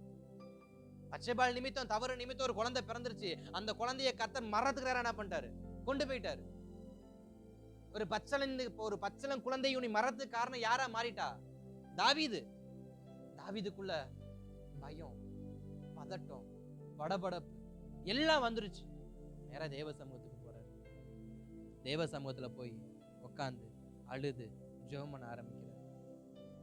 சந்தோஷமா இருந்த மனுஷன் தான் இப்ப துக்கமாயிட்டார். துக்கமா இருக்கிற மனுஷன் தேவ சமூகத்துல உட்கார்ந்து ஜெபம் பண்ண ஆரம்பிக்கிறார். என்ன ஜெபம் பண்றாரு? இது கர்த்தருக்கு தான் தெரியும். பிள்ளைக்காக ஜெபம் பண்ணாரா, இல்லை பச்சைபாலுடைய மனைவியாகிய புருஷனாகிய உரியாவை கொன்றதுக்காக வருத்தப்பட்டாரா, இல்ல எனக்கு இத்தனை மனைவியை கொடுத்து நான் போய் இப்படி ஒரு அற்பமான காரியத்தை செஞ்சிட்டேனேன்னு சொல்லி தன் செய்கையை நினைச்சு வருத்தப்பட்டாரா, இல்ல ஸ்தோத்திரம் கர்த்தர் என் இருதயத்துக்கு ஏற்றவனே நீ சொன்னாரு, ஆனா நான் இப்ப அவருடைய இருதயத்துக்கு தூரமாயிட்டு நினைச்சு வருத்தப்பட்டாரா? அது கர்த்தருக்கும் தாவீதுக்கு மட்டும் தான் தெரியும். ஆனா தாவீது துக்கத்தோடு இருந்தார். அந்த துக்கம் அவரை அது வரைக்கும் சவுல் நிமித்தம் அவ்வளவு பெரிய துக்கம் அவருக்கு வரல. ஆனா பச்சைபால் நிமித்தம், அந்த பிள்ளைய நிமித்தம் அவருக்கு அவ்வளவு துக்கம் வந்துச்சு. அந்த ராஜாவுடைய முகத்தை பாக்குறப்ப சிப்பாய்களே, ஐயோ ராஜாவுடைய மூஞ்சி என்ன பண்ண முடியல, பார்க்க முடியல. தளபதிகள் சொல்றாங்க, அவன் பிள்ளை செத்து போச்சு, நான் எப்படா போய் சொல்லுவேன் அந்த மனுஷங்கிட்ட, அவனுடைய தோற்றத்தை பார்த்தா விகாரமா இருக்கு, நம்மள என்ன பண்ணுவானே தெரியலையே. யாரு பயப்படுறா? தளபதிகள் பயப்படுறாங்க. ஒரு நாள் ஒன்னா சுத்திட்டு இருந்த தாவீது, தளபதிகளோடு ஒன்னா சுத்தின தாவீது, போர்ச்சரோட ஒன்னா சுத்தின தாவீது, தாவீதை பார்த்தா எல்லாரும் சந்தோஷப்படுவாங்க. ஆனா இப்ப தாவீதை பார்த்தா எல்லாருக்கும் என்ன வருது? ஒரு பரிதாபம் வருது, ஒரு பயம் வருது, ஒரு விதமான அருவருப்பு வருது. காரணம் என்ன? துக்கம். காரணம் என்ன? துக்கம். துக்கம் உள்ள மனுஷனை உலக அருவருக்க தான் செய்யும். துக்கம் உள்ள மனுஷன் பார்க்க விகாரமாக தான் தெரியுவான். துக்கம் உள்ள மனுஷன் மற்றவரோடு பேச மாட்டான். ஆனா துக்கம் உனக்கு என்ன இல்ல? நிரந்தரம் இல்ல. உன் துக்க முகத்தை பார்த்து உன்னை அநேகர் ஒதுக்கி தள்ளியிருக்கலாம், தூக்கி எறிஞ்சிருக்கலாம், ஃபுட்பால் மாதிரி போஸ்டுக்கு போஸ்ட் பறக்க விட்டுருக்கலாம். ஆனா நிரந்தரம் கிடையாது. இப்ப ஸ்தோத்திரம், தாவீது கிட்ட தேவனுடைய வார்த்தை வருது. எப்படி வருது? நல்லதா வரல, உன் பிள்ளை செத்துட்டா, நீ எலும்பு அப்படின்னு. தாவீது எலும்பினாரு, தன் தோற்றத்தை மாத்தினாரு, தேவ சமூகத்துல போய் ஸ்தோத்திரம் மனசார மன்னிப்பு கேட்டதுனால அவருடைய துக்கம் எப்படி ஆயிடுச்சு? சந்தோஷமா மாறிச்சு. அவ இன்னொரு பச்சைபால தாவீது என்ன பண்ணல? தேடல. இன்னொரு பச்சைபால தாவீது தேடல. இன்னொரு உரியாவை தாவீது கொள்ளல.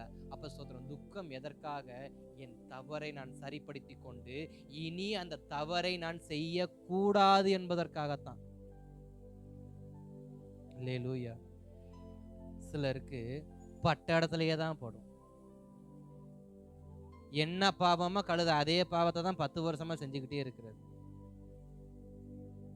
மனம் திரும்புறதும் கிடையாது, மனம் மாறுறதும் கிடையாது, மனம் வருந்துறதும் கிடையாது. ஆக மொத்தம் இவன் மனுஷனே கிடையாது. இதுல பரலோக ராஜ்யத்துக்கு வர போட்டி. பார்ப்போம், உள்ள வராங்களா, எக்ஸிட் ஆகி எரி நகரத்துக்கு போறாங்களான்னு பரலோக வாசல்ல கர்த்தருக்கு சித்தமானா பார்ப்போம்.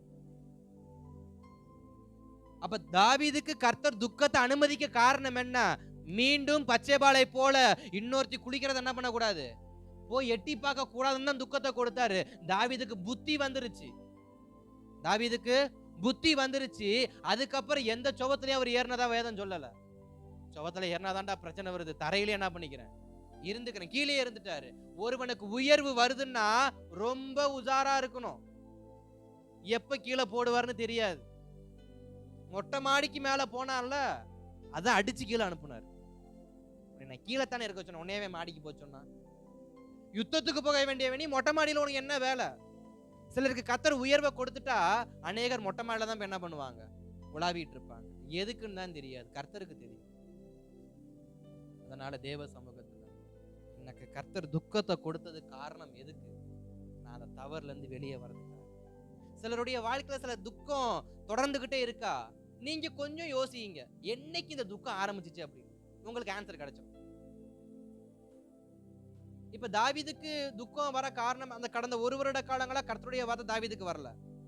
பச்சைபால் இடத்துல அவர் தப்பு பண்ணிட்டு ஸ்தோத்திரம் வெளியில வந்ததுல இருந்து 1 வருட காலங்களாக தாவீது கர்த்தருடைய வார்த்தை வரல. தாவீதை தேடி காத்து வரல. தாவீதை தேடி எந்த தீர்க்கதரிசியும் வரல. தாவீதை தேடி எந்த ஒரு ஸ்தோத்திரம் எந்த காரியமும் வரல. தாவீதுடைய வாழ்க்கை எப்படி போயிட்டு இருக்கு? கர்த்தருக்கும் தாவீதுக்கும் ஒரு சின்ன கேப், 1 இயரா கேப் விழுந்துருச்சு. இப்ப தாவீதை நோக்கி வரக்கூடிய ஒரே ஒரு வார்த்தை, நீ பாவம் செஞ்ச. அப்ப தாவீது கொஞ்சம் யோசிக்கிறான், என்ன பாவம் செஞ்ச? அப்ப ஏன் கர்த்தர் கூட பேசாம, இதுதான் காரணமா? இதுதான் கர்த்தர் கூட பேசாம இருந்ததுக்கு காரணமா? இதுதான் கர்த்தர் என் ஜெபத்துக்கு பதில் கொடுக்காம இருக்க காரணமா? இதுதான் கர்த்தர் என் உபவாசம் தூக்கி எறிய காரணமா? இதுதான் என் ஆராதனை கர்த்தர் வெறுக்க காரணமா? இதுதான் கர்த்தருக்கும் எனக்கும் இருக்கிற ஐக்கியத்தை கெடுக்க காரணமான்னு தாவீதுக்கு அன்னைக்கு உணர்வு வந்துச்சு. நேரா போனாரு, யோசிக்கிறாரு. பச்சைப்பாலை பார்த்தது தப்பு, மொட்டை மாடிக்கு ஏறினது தப்பு, எல்லாத்துக்கும் மேல எனக்கு கொடுக்கப்பட்ட பொறுப்பை விட்டு நான் விலகினது தப்பு. எனக்கு கொடுக்கப்பட்ட பொறுப்பு, அன்றைக்கு நான் யுத்த காலத்துக்கு நான் போயிருக்கணும், யுத்தத்துல நான் போய் நின்றுக்கணும், நான் யுத்தம் செஞ்சிருக்கணும். நான் யுத்தத்துக்கு போகல, என் அஜாக்கிரதை என் தப்பு. நான் யுத்தத்துக்கு போகாம என் தளபதிகள் அனுப்பி என் உயிரை காப்பாதனா போதும், அவன் செத்தான் சாகுறான்னு நான் மத்தவனை குறிச்சு அக்கறை படாம போனது என் 2வது தப்பு. 3வது ஸ்தோத்திரம், யுத்தத்தை குறித்து கவலைப்படாம மொட்டை மாடல பின்னத்தி குளிக்கிறத பார்த்தேன்ல, அது 3வது தப்பு. 4வது அவன் மேல ஆசைப்பட்டது தப்பு. 5வது உரியாவை கொன்னது தப்பு. 6வது இது எதுவுமே நடக்காத மாதிரி ஒரு மாய்மாலமான தோற்றைய வாழ்க்கத்தை வாழ்றேன் பார்த்தீங்களா, இது மகா பெரிய தப்புன்னு தாவீதுக்கு புரிஞ்சு கொஞ்சம் கொஞ்சமா ரீகாலாய் இனி எதையும் நான் என்ன பண்ண மாட்டேன், தவறு செய்ய மாட்டேன்னு தேவ சமூகத்துல ஒப்புரவானாரு. கர்த்தர் அவன் துக்கத்தை சந்தோஷமா மாத்தினார். அதுக்கப்புறம் தாவீது துக்கப்படவே இல்லை, சந்தோஷம். அப்ப என் வாழ்க்கையில கர்த்தர் துக்கத்தை கொடுக்க காரணம் என்ன? வாழ்க்கையில கர்த்தர் துக்கத்தை கொடுக்க காரணம் என்ன? எனக்குள் சில அனுபவங்கள் வேண்டும் என்பதற்காக, நான் சிலரை நல்வழிப்படுத்த வேண்டும் என்பதற்காக, நான் மீண்டும் தவறு செய்யாமல் இருப்பதற்காக. இப்ப சோதர சீஷர்களுக்கு நேரா வருவோம். சீஷர்களை பார்த்து சொன்ன வார்த்தை, நீ துக்கப்படுவப்பா, நீ அழுகுவப்பா, நீ புலம்புவப்பா, உலகம் சந்தோஷப்படும், நீ துக்கப்படுவ, உலகம் சிரிக்கும், நீ அழுகுவ. காரணம் என்னன்னா, அந்த கொஞ்ச காலம் நான் உன் அருகில் இல்லாம இருப்பேன். வேதத்துல பார்க்கிறோம், இமை பொழுது உன்னை என்ன பண்ண, இமை பொழுது. அந்த இமை பொழுது சிலருக்கு 1 வருஷமா இருக்கலாம், சிலருக்கு 6 மாசமா இருக்கலாம், சிலருக்கு 2 வருஷமா இருக்கலாம். ஆனா அது இமை பொழுது. உடனே இமை என்றைக்கும் கண்ணுடைய கருவிலைய மூடி இருக்காது. அது ஜஸ்ட் ஒரு கவசம் மாதிரி. அப்ப துன்பம் என்பது என் வாழ்க்கைக்கு ஒரு கவசம் மாதிரி. அதை நான் ஸ்தோத்திரம். இமைக்காம இருந்தா என் கண் பாதிக்கப்படும். துன்பம் எனக்கு வரலன்னா எனக்கு அனுபவம் வராது. துன்பம் எனக்கு இல்லைன்னா நான் சிலருக்கு நல் வழியை நடத்த முடியாது. துன்பம் எனக்கு வரலன்னா நான் தவறுனதை என்னால் கண்டுபிடிக்க முடியாது. இமை பொழுதுல கர்த்தர் கைவிட்டாரு, நான் உருக்கமான இரக்கத்தால மறுபடியும் சேர்த்துக்குவாரு. அதுக்கு பேர் தான் உங்கள் துக்கம் சந்தோஷமாய் மாறும். அல்லேலூயா. அப்ப என் துக்கம் சந்தோஷமாய் மாறுவதற்கு நான் துக்கத்தின் பாதையிலையும் நடக்கணும். அது எனக்கு அனுபவமா மாத்தணும், அதை நான் ஆலோசனையா மாத்தணும், அதை நான் என் தவறை சரி செய்யக்கூடியதான ஒரு வாய்ப்பா பார்க்கணும். அப்பதான் 2 மடங்கு ஆசீர்வாதத்தை நான் ருசிக்க முடியும், நான் தட்டி செல்ல முடியும். அல்லேலூயா.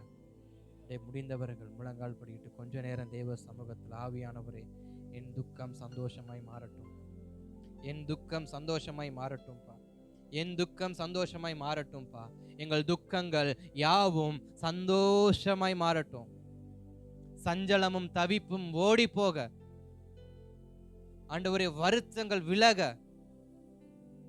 இதோ இந்த நேரத்துல எங்களுக்கு கர்த்தர் அனுமதித்த துக்கத்தை கொஞ்சம் யோசிக்கிறோம். ஆபிரகாமுடைய வாழ்க்கையில வந்த துக்கம் எதற்காக? லோத்தின் வாழ்க்கையில வந்த துக்கம் எதற்காக? ஆதாம் ஏவாளுடைய வாழ்க்கையில துக்கம் வர காரணம் எதற்காக? நான் என்னை மீண்டுமாய் உம்முடைய கரத்துல கொண்டு வருகிறேன். தாவீதுடைய வாழ்க்கை துக்கமா மாற காரணம் என்ன? சரிப்படுத்தி கொள்ளதானே தேவ சமூகத்துல. ஹல்லேலூயா. ஓ ரபல ஹந்தர நமோன ஹந்தரி பட ஹதர நமனா. தேவ சமூகத்துக்கு நேராக ஆவியானவரே நன்றி அப்பா, நன்றி ஆண்டவரே. என் துக்கம் சந்தோஷமாய் மாறு, என் துக்கம் சந்தோஷமாய் மாறு ஆண்டவரே. இந்த துக்கத்தை நான் ஆண்டவரே சரியான விதத்துல நான் பிரயோஜனப்படுத்தி கொள்ள, இந்த பாதையை நான் சரியா பிரயோஜனப்படுத்தி கொள்ள, இந்த பாதையில நான் சரியா நடக்க, எனக்கு உதவி செய்யுங்கப்பா. ஒருவேளை இன்றைக்கு தேவ சமூகத்துல சில துக்கமான காலத்துக்குள்ள இருக்கிறோம்னா யோசியுங்க.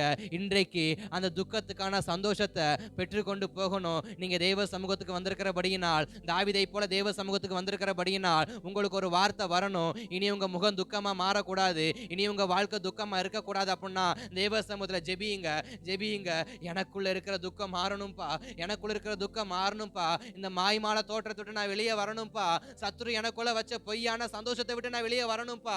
தேவனால் மட்டும்தான் எல்லாம் கூடும் என்கிற உண்மையை நான் புரிஞ்சு கொள்ளணும்பா. இனி சொல்ற சத்துருவி நிமித்தம் நான் சந்தோஷப்படக்கூடாது, உலக மனுஷ நிமித்தம் நான் சந்தோஷப்படக்கூடாது. எனக்கு நிரந்தரமான சந்தோஷம் வேணும்பா. என்னை அந்த சந்தோஷத்துக்கு நடத்துங்கப்பான்னு சொல்லி கொஞ்சம் தேவ சமூகத்துக்கு நேராக விட்டு கொடுத்து ஜெபிக்கலாமா? ஓ ரகதகரணமன ஷகதகரபபப ரகதரணம. ஆண்டவரே, பொய்யான வாழ்க்கை எனக்கு வேண்டாம்ப்பா, பொய்யான எனக்கு வாழ்க்கை வேண்டாம்ப்பா, எனக்கு பொய்யான வாழ்க்கை வேண்டாம்ப்பா. எனக்கு லோத்தை போல பொய்யான வாழ்க்கை வேண்டாம், எனக்கு ஆபிரகாமை போல பொய்யான வாழ்க்கை வேண்டாம், எனக்கு தாவீதை போல அந்த கொஞ்சம் பொய்யான வாழ்க்கை வேண்டாம். இது பொய்யான வாழ்க்கை அனைத்தும் கொஞ்ச காலம் தானே, கொஞ்ச காலம் தானே. எனக்கு பொய்யான வாழ்க்கை வேண்டாம்ப்பா, எனக்கு பொய்யான வாழ்க்கை வேண்டாம்ப்பா, எனக்கு பொய்யான வாழ்க்கை வேண்டாம்ப்பா, எனக்கு பொய்யான வாழ்க்கை வேண்டாம்ப்பா, எனக்கு பொய்யான சந்தோஷம் வேண்டாம்ப்பா, எனக்கு பொய்யான பணம் வேண்டாம்ப்பா, எனக்கு பொய்யான உறவுகள் வேண்டாம்ப்பா, எனக்கு பொய்யான விஷயம் எதுவும் வேண்டாம்ப்பா. சத்துரு என் வாழ்க்கையில கொடுத்ததெல்லாம் பொய் தானே. தேவன் எனக்கு ஏதேனே கொடுத்தாரு, ஆனா சத்துரு எனக்கு வேதனையை கொடுத்தான். ஸ்தோத்திரம். கர்த்தர் எனக்கு நல்ல ஒரு துணையை கொடுத்தாரு, அதை நான் ஸ்தோத்திரம் இழந்து நிக்கிறேன். எனக்கு கர்த்தர் நல்ல ஒரு பார்ட்னரை ஆபிரகாம கொடுத்தாரு, ஆனா சத்துரு காமிச்சதான அந்த வீணா போன ஸ்தோத்திரம் சோதோம் குமாராவை பார்த்து எனக்கு கொடுத்த நல்ல வழி துணையை நான் இழந்து நிக்கிறேன்னு இன்னைக்கு லோத்தை போல ஆபிரகாம இழந்து நிக்கிறோமா? இன்னைக்கு ஸ்தோத்திரம் தாவீதை போல தேவ பிரசனத்தை இழந்து நிக்கிறோமா? இன்னைக்கு ஆதாம் ஏவாளை போல ஏதேனை விட்டு இழந்து நிக்கிறோமா? என் இழப்பு எனக்கு ஒரு நல்ல பாடமா மாறட்டும்பா. இனி நான் மாய் தோட்டத்துக்குள்ள போக மாட்டேன், இனி நான் பொய்யான சந்தோஷத்தை நான் தேட மாட்டேன், இனி பொய்யான சந்தோஷத்தை தேடி நான் எந்த இடத்துக்கும் போக மாட்டேன். ஆண்டவரே, உங்க சமூகமே எனக்கு போதும்பா. ஆவியானவரே, உம்மை நம்பி நிக்கிறோம்பா, உம்மை நம்பி நிக்கிறோம்பா. பொய்யான வாழ்க்கை வேண்டாம்ப்பா, பொய் நிறைந்த வாழ்க்கை எங்களுக்கு வேண்டாம்ப்பா. அதை கண்டுகொண்டு, இது பொய்யான வாழ்க்கை என்பதை கண்டுகொண்டு தூக்கி எறிய உதவி செய்யுங்க ஆண்டவர். இன்னைக்கு அநேகருடைய வாழ்க்கையில உண்மைக்கும் பொய்யுக்கும் வித்தியாசம் தெரியாமல் இன்றைக்கு உண்மையை பொய்யாக நினைத்து கொண்டு பொய்யை உண்மையை என்று நினைத்து கொண்டு வாழ்ந்து கொண்டிருக்கிறதான ஒவ்வொருவரையும் கரத்தில் ஒப்பு கொடுக்கிறோம். என்னைய ஒப்பு கொடுக்கிறேன், எங்க சபையை ஒப்பு கொடுக்கிறோம், இங்க இருக்கிற ஒவ்வொரு தேவ பிள்ளைகளை ஒப்பு கொடுக்கிறோம், சிறு பிள்ளைகள் பெரியவர்களை ஒப்பு கொடுக்கிறோம். ரிபாலா ஹந்தரணமனா ஷகடகரணமனா. ஆண்டவரே, பொய்யிலிருந்து விடுபடட்டும்பா, பொய்யிலிருந்து விடுபடட்டும்பா, பொய் என்கிற மாயத்திலிருந்து வெளியே வரட்டும்பா. சத்துரு கொடுத்த பொய்யான வாழ்க்கையை விட்டு வெளியே வரட்டும் இயேசுவின் நாமத்தினால. ஆண்டவரே, பொய்யிலிருந்து வெளியே வரட்டும்பா. பொய்யான வேலை வாய்ப்பை நம்பி போய் இன்றைக்கு வாழ்க்கை இழந்தவங்க எத்தனையோ பேர் இருக்கிறாங்க. பொய் வேண்டாம்ப்பா, பொய் வேண்டாம்ப்பா. பொய்யான சந்தோஷம் வேண்டாம், பொய்யான இன்பம் வேண்டாம், பொய்யின் நிமித்தம் வரக்கூடிய பணம் எனக்கு வேண்டாம். ஆவியானவரே, எனக்கு உண்மையான சந்தோஷத்தை கொடுங்கப்பா. கேளுங்க ஆண்டவரே. ஒருவேளை என் கணவனார் இப்படிப்பட்ட பொய்யை நம்பி இருக்கிறாங்களா? என் மனைவி பொய்யை நம்பி இருக்கிறாங்களா? இல்லை என் இரத்த உறவுகளை யாராவது இப்படிப்பட்ட பொய்யான உறவுகளை உண்மையான சந்தோஷம் என்று நம்பி இருக்கிறாங்களா? ஜெபிங்க தேவ சமூகத்தில். ஆவியானவர், பொய்யை உண்மை என்று நினைக்கிறாங்கப்பா. ஆண்டவரே, சோதோம் குமாராவை கர்த்தருடைய தோட்டம்னு நினைக்கிறாங்கப்பா. இது எவ்வளவு பெரிய அருவருப்பான செயல். சோதோமும் கர்த்தருடைய தோட்டமும் ஒன்னா, சத்துருவும் தேவனும் ஒன்னா. இன்றைக்கு தேவன் நல்ல சிந்தையை கொடுத்திருந்தோம். சத்துருவானவன் இன்றைக்கு சோதோமை போய் என் கண்ணுக்கு கர்த்தருடைய தோட்டமா காட்டினானே, நான் உள்ள போய் சிக்கி என் குடும்பம் சீரழிந்து, என் மனைவியை இழந்து, என் பிள்ளைகள் தவறு செய்து, என் சந்ததி நாசமா போயிருச்சு. காரணம் என்ன? அந்த பொய்யான அந்த தோற்றத்தை காமிச்சதுனால தானே. ஆண்டவரே, பொய் வேண்டாம்ப்பா.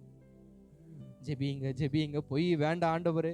என் வாழ்க்கையில பொய்யான வார்த்தைகள் வேண்டாம்ப்பா, என் வாழ்க்கையில பொய்யான உறவுகள் வேண்டாம்ப்பா, என் வாழ்க்கையில பொய்யான சந்தோஷம் வேண்டாம்ப்பா, என் வாழ்க்கையில பொய்யான நிம்மதி கூட வேண்டாம்ப்பா.